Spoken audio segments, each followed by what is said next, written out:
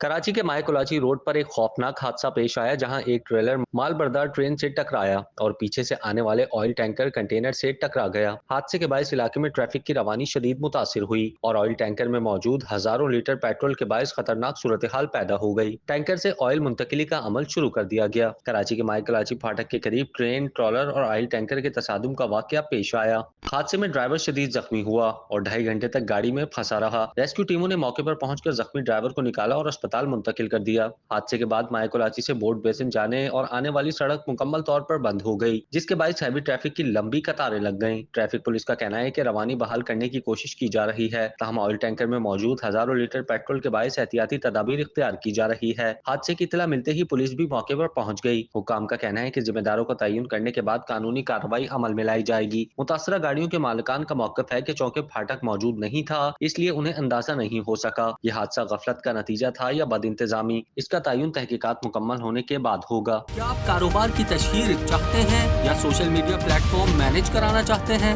तो देर कैसी, अभी राब्ता करें ओनली न्यूज की टीम से। हमारा कॉन्टेक्ट नंबर आपकी स्क्रीन पर है।